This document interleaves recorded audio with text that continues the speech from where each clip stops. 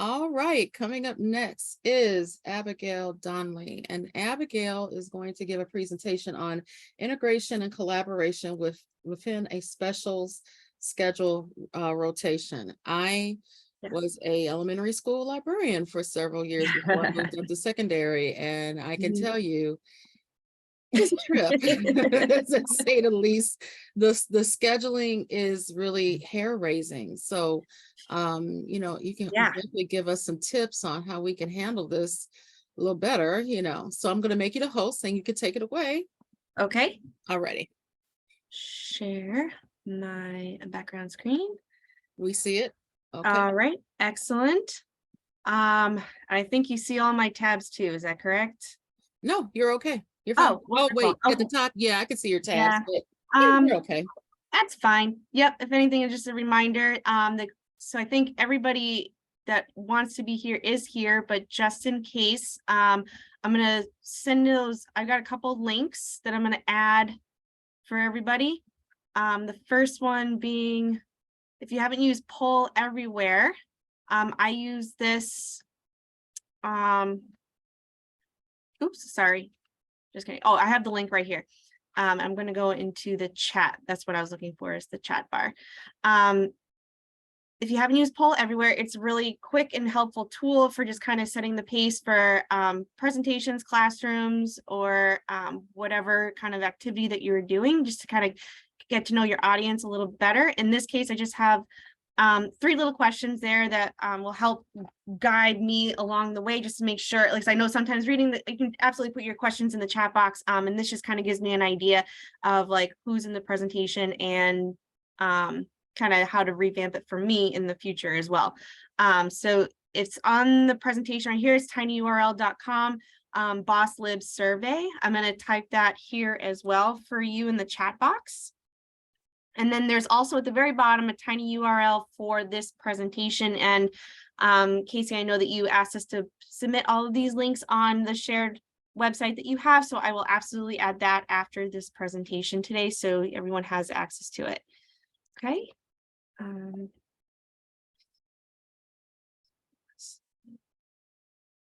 Survey, so there's that first link for the survey.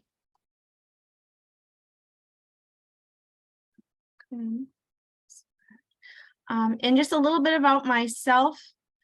Well, Casey, I hope you don't mind. I'm just giving like a minute in case there's anyone that wanted to jump in later. No worries. Go ahead. Okay, thanks. A little bit about myself. This is actually my 7th year as a school librarian. I've worn a lot of hats in my time as a teacher. I've been teaching for, believe it or not, 11 years. I've done everything from like teaching high school history and writing to computer class in elementary school, from grades kindergarten to 6th grade, reading and math intervention. And I started out my career as an AmeriCorps member. So I've worn a lot of different hats, and I am really enjoying my time as a librarian here. I've also taught in 3 different states, Massachusetts, Florida, and in New Hampshire. So, oh, the link didn't work for you. Okay, that's okay. I apologize if I made a mistake. And that's all right. We can, if you don't want to do the survey, that's okay too. Like, and there's the tiny URL link for this presentation. Okay.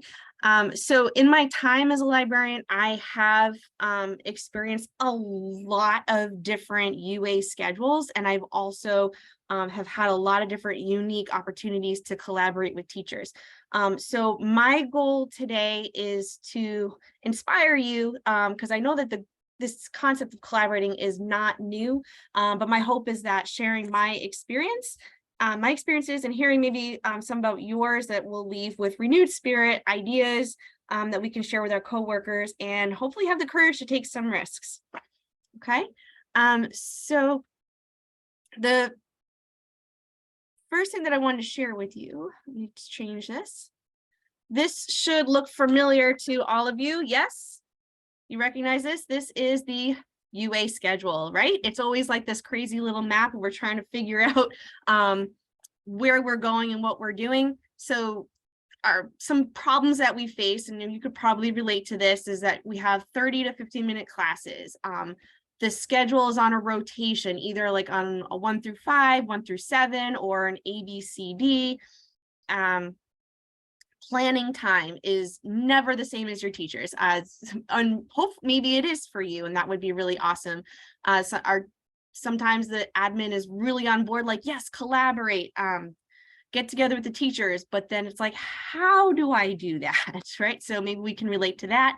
And then another major issue is our space, right?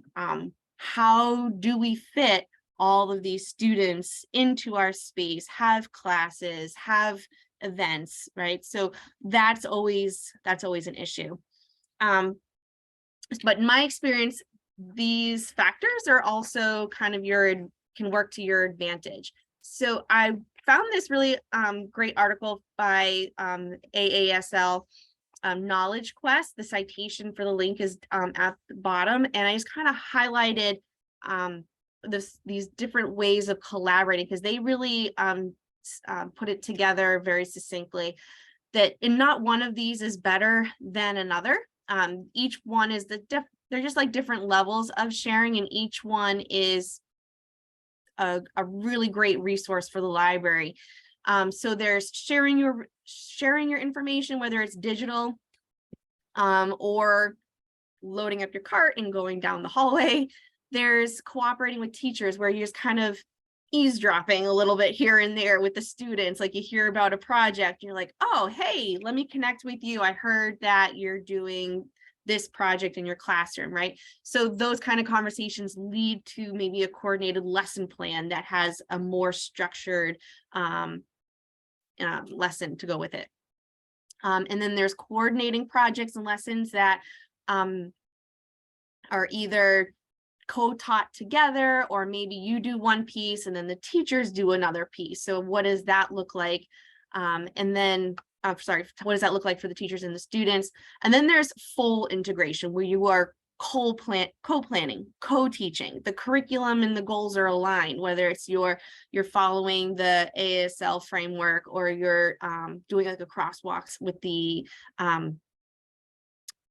core curriculum standards, right? So there's different levels of it, and one is not better than the other. As librarians, we really want that full integration, but don't beat yourself up if you're falling somewhere else on that spectrum, okay? So some tools that I want to share with you, and I apologize if I'm going too fast. I am just trying to be cognizant of the time, so please don't hesitate to pop any questions in the chat box, and I'll repeat anything. So these are some tools that I have used in the past in various ways to help assist me with different forms of collaboration. I want to do a shout out first to Wakelet, because they are one of my favorite tools using for digital collaboration. As librarians, you know, like, we love to collect links to different websites everywhere, and it gets a little discombobulated when you're trying to put them all together and share them with teachers, especially when they come in and they're like, hey, what do you got on birds? And you're like, I'm in the middle of teaching like a Google lesson over here, and I'm switching my gears to birds. Like, I can go to my Wakelet, find that board that I've already created with research resources, and say, here you go. So it's a great resource for that. So for you, I've actually created a Wakelet link with all of these tools already in there, and other links that other resources that I have used as well. So please definitely take a look at that. And if you haven't explored Wakelet at all, I highly recommend it. It will organize your library life for sure in the digital world. Let's see. So some tools that I have on here is with collaborating. Co-planning and co-teaching can be really difficult sometimes when it comes to organizing with teachers, because sometimes they can't see ahead, like, how are things going to get done. Perhaps you had the experience as a teacher in the classroom, so you know what that life is like.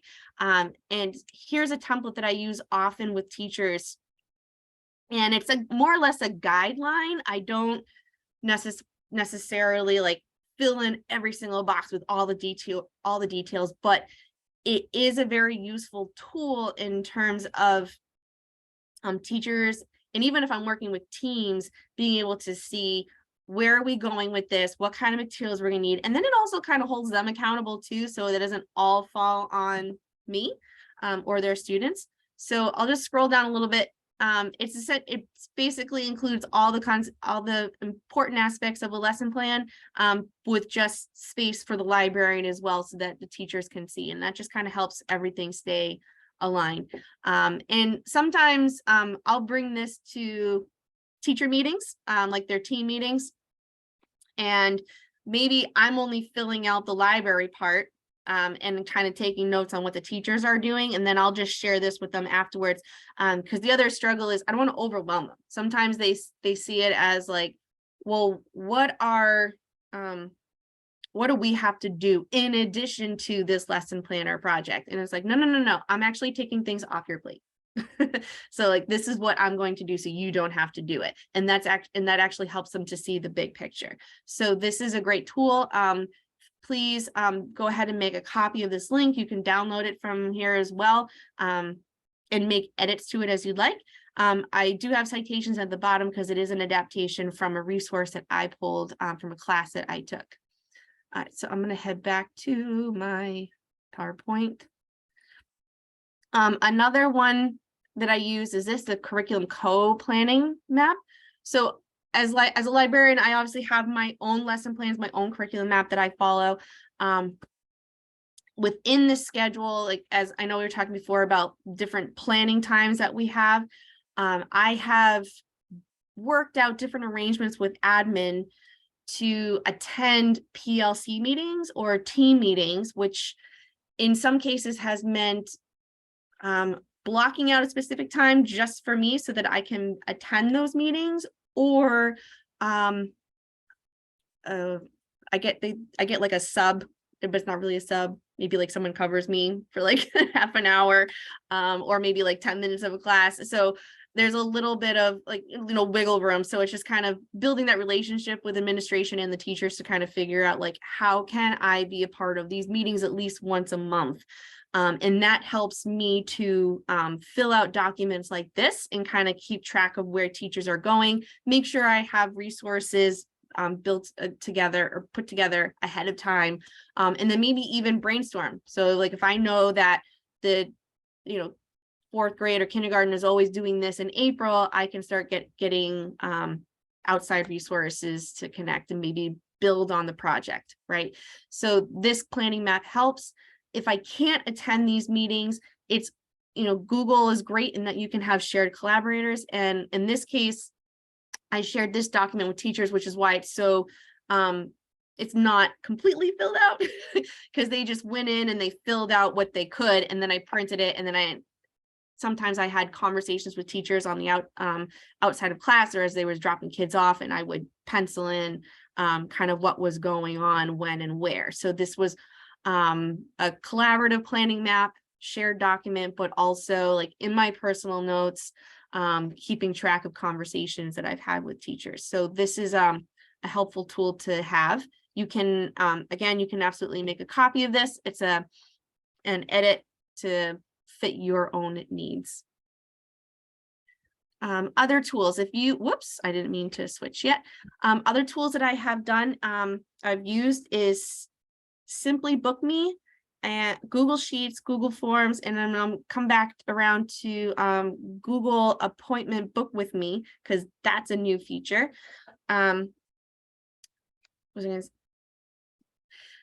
If you are lucky enough to have a free schedule with some time where kids and teachers can just drop in freely, sometimes having a schedule, like a calendar app that allows people to book times ahead with you is a really useful tool, especially if you have a really tight schedule. So this year for me, I have the opportunity to alternate. I'm alternating with a technology teacher. So I'll teach one week, and then on the opposite weeks, she teaches. So the weeks where she's teaching all the grade levels, I have free what's considered integration block time. But I also have to balance that with my library duties. So I go from one week that's back-to-back classes, and then the opposing week, it's free planning time. So I'm using these tools to kind of help schedule out. Simply Book Me is a calendar app. It still requires a little bit of setup, but it's a great interface. It links directly to your Google Calendar. So if you have a Google Calendar app, it will keep track of everything in there, but it also just kind of updates everything for you. So if a teacher cancels a meeting with you, it'll delete it, or teachers will even have the option of like swapping times, and they can do that in there too. So it's very fluid in terms of helping you schedule those random things that pop up in the day that makes scheduling kind of a nightmare, right? So if your district approves it, I don't know about where some of the states that you're in, but in my district, we have to get every website that we use approved. So if it's approved, I highly recommend it. If not, as you know, like if you're a Google school, all Google apps are free. I have 2 examples here of how I've built up Google Sheets and Google Forms to do that. So here, there's some drop-down menus where I have blocked in time, and the teacher's name is already there in order to reduce any mistakes that happen within the form. And then they also have a drop-down to pick like what they're going to be doing with that with that time frame. Like, are they just book browsing, or are they doing project, right? So that gives me the opportunity to follow up with information on there too. It does get a little messy with the dates, so I do have to update this frequently. I will say though that it was a successful tool when I used it, because it's good for those teachers that are visual and they want to plan ahead, and they can then go and book all those things. I did have to set parameters though for those teachers that didn't like the idea of an open plan time or open integration block. They wanted to have their set time every single week at this time. We had to kind of put limits on that. So that was one of the downfalls to it. But overall, I would say it was a really successful tool. As long as, and every tool is only as good as it's used, right? So I did have to hold myself accountable as well. Google Forms, as you know, does link directly to Google Sheets, but the Google Form, I set up an example one here. Oh goodness, I guess I didn't set that. I have a broken link. I apologize. How did I miss that? I will certainly fix that later for you. But you can, if you're familiar with Google Forms, I mean, as you've seen other presentations, it has multi-uses, even including breakout rooms, right? But you can set up the form where you select times, and teachers can select their inputs, and it goes right into your Google Sheet, and then you can kind of plan your week from that. The downside to that is you have to check it frequently, and then it doesn't necessarily link into a calendar, so you have to plug that into your calendar and yourself. But if it is a useful tool for teachers in terms of communicating with you, you can get the results directly in your email, so that is helpful as well. Okay, this one I'm very excited about. Oh gosh, I'm failing with links. I will fix that one too. I apologize again. Google has a new function in their Google Calendar. It's called Book with Me, and you can actually set up appointment times in your calendar and make that available to teachers to select appointment times with you. I'm very excited about this feature because it essentially does what Simply Book Me does, and it eliminates the need for Google Sheets and Google Forms. As long as the teachers link to the calendar, they should be able to see everything and click the times, and you can edit and change.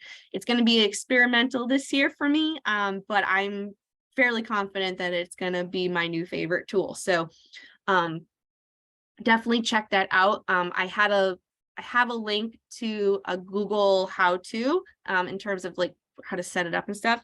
But if you're like me, I just kind of tinker and explore along the way and set it up. So those are my favorite tools to help me with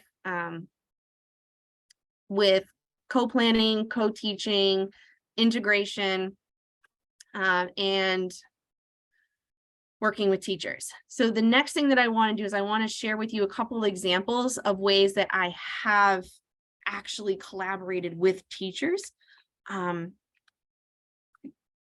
right? So I've done a couple different things. I've done one-to-one with teachers. I've done in the classroom or like co-teaching, right? This one was collaborating with all of the UA teachers, which as you can imagine, is a big task. All right, so in this case, I've collaborated with the music teacher. We did some technology. She wanted to do a recycle unit where the students got to make their own instruments and they got to research their instruments. So there was a lot of back and forth in terms of timing, what made sense for her to do in the classroom, what made sense for me to do in the library. So they did a lot of the creating of the instrument in music class, and I actually gave her books to do the research there, and she had a lot of technology there. I think she had iPads, so they did a lot of their research there. And then with me, I was doing library and technology at this time, so I was also the computer teacher. So it kind of fit in that I was doing the makey coding part where they actually brought their instruments to life. So if you haven't explored makey kits, so fun, so easy. Yes, I've done it with kindergartners. I'm a firm believer that kinders can. And I've all done this with middle schoolers as well. It's very basic coding, but so it's a good introduction for students that are hesitant with coding or don't have previous experience. But it's one of those fun technology items that everyone can be successful with. So that was a UA collaboration. And then I collaborated with the whole team. The administration wanted to do a Earth Day celebration where we kind of organized a mini field day, if you will, where all the different grade levels had a different activity, right? So UA, of course, we're so good at just carrying on with all these things, all the wishes. We're like, yes, we can do it. How? I don't know, but we managed it. And in this case, we did an activity that was around the book. Oh gosh, what's the name of the book?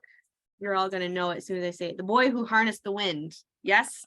That also, so you can see in the background, we had a clip from the movie. We didn't watch the whole thing, just a clip of them building the windmill, highlighting the library feature section, of course. And then in each of the rooms, the students did a similar activity with the different UA teachers where we had a wind tunnel. They have recycled items, experimented with different shapes, building them together and throwing it up the wind tunnel to see how successful it was. So it was a lot of fun. I think we met our goals that day. And each of the UA team members found a way to connect it with their specific subject areas. So when Jim found a way to connect with this, music, who else is in there? We had a science teacher, art, like they all found a way to connect with this. So it was a great way to connect with our team. So definitely doable. And then these are some collaboration activities that I've done with teachers. All right, so in the top left, I actually hosted a Zoom session with a third grade class. They came in, they used the space, they used the technology. And then in the bottom, I did some in the bottom left corner. You can see that they're coding on the computers, and they were coding for a project that they were doing in their classroom. So this was a push-in where I went into the classroom. The teacher wasn't too comfortable with coding or familiar, so she did all like the prep, leading up to it, and then I came in and facilitated the coding program. Bottom right, I'm up in New Hampshire. I'm sorry if I forgot to mention that before. So the University of New Hampshire had a STEM group of college students that would travel and come in and host activities with schools. So in this case, I brought them in. It was free. There was a lot of co-planning that had to happen ahead of time. I won't go into all the details of that, but definitely do some research in the area, connect with your local resources and see how you can bring them into your school building, because that definitely supports collaboration as well with your teachers. So in this case, It was a lot of planning in terms of like teachers did kind of have to give up a little bit of class time, but they were willing to do it for this activity because the STEM students came in and they hosted the building and testing of these different experiments during their class time. So that was successful. And then in the top right, this is a makerspace activity. I had a teacher that was collaborating with me. She had a request. She was doing they were doing a research project, and I supplied the books, but in this case, she needed the space and the materials. And I said, absolutely, you can have it. Sometimes it means giving up my library time, and I'm happy to do that. So during their library time with me, after book browsing, of course, the kids had time to create this mini project to go along with their research in their classrooms. So there's a lot of different ways to go about collaborating with your teachers. This was one that I did on Zoom during COVID. It is possible to collaborate over the computers. These are some digital tools I'm sure you're familiar with now too, right? Using Seesaw as a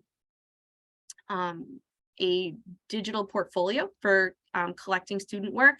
Google tools such as website creator, like I use that a lot, building websites for digital portfolios and collaborating with classrooms, and what do you call them? Like a Pathfinder. So like I'll create a website that has all the different resources for the students, share that with them, and it kind of walks them through projects. And then I did a lot of Zoom bombs. I just popped in on classrooms and was like, hey. So those are some examples that I have, and I'm hoping that maybe with the last few minutes that we have here, we could brainstorm a little bit. And if you have any questions that I didn't answer, or if anything you want me to repeat, please share them in the Q&A. This is Jamboard. If you're not familiar with Jamboard, it's a great collaborative tool. If you click on that link, I've got 3 different boards. I can't see. This thing is in the way. Close it. All right. Awesome. I see a couple people jumping on. This is a chance for you to share your experience, because I know, like I said before, this is not new. I know that we all have different ways of collaborating with our teachers in the different environments, schedules, and challenges that we face. So I'd love for you to share some of your ideas here. You can use the sticky notes on the side. Share. Whoops. Let me spell that correctly. Share, save. You can post it. If you have any experience working with any unified arts teachers as a team with classroom teachers, or just other stories, if you're not sure where it fits in, you can just dump them here, okay? So everybody has access to this. Please be respectful of the space. We won't judge you for any typing errors. And I will close this at the end of the presentation. And if you want to make any copies of this for yourself, you're more than welcome to, okay? So I'm going to leave that open and come back to Q&As and check out the chat room. Oh, I'm sorry. Yes, UAs, Unified Arts, specials, enrichments. There's so, I call it the alphabet soup of the library world. There's so many. Not sure how to add to this document using, are you referring to the board, Jamboard? Yes. Okay. Sorry, Julie. So on the left-hand side, there are 2 ways you can add to this. You can just click on the sticky note. And when you click on the sticky note, this will pop up and you can just type and save, and it will automatically go to this board. You can use the typing tool as well. You can just click and type. Okay. At the top are your navigation tools. There's an arrow here where you can slide through the deck. This is a great resource that I use for students as well, because I know not all of us have smart boards. I'm still working with, you know, a pretty like early 20th century, I would say 1990s, 2000 projector. So this is a great way to collaborate with my students and get their shared input. Okay, so I hope that worked. I hope that's working for you. I've seen some really great ideas. I'm going to do a quick copy of the link again, just to make sure that everybody has this. Done. So I put the shared link again in our chat box, just in case you didn't have it. Oh, there we go. That was the missing link, but just kidding. Okay. Excellent. All right, so it looks like we got most of us dropping them on the force board. That's fine. Cool. Yep.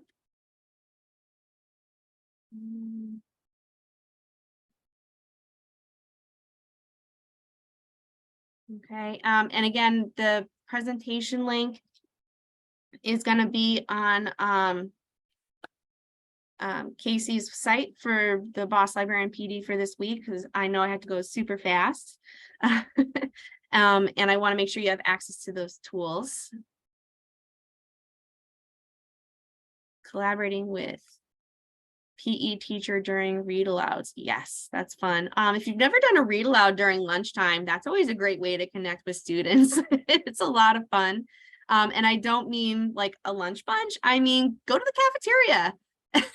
You know, teachers are always kind of complaining about how loud it is in there. It's a great way to kind of quiet it down because everyone wants to hear the book, especially during the holiday season. They love the classics, even the older kids.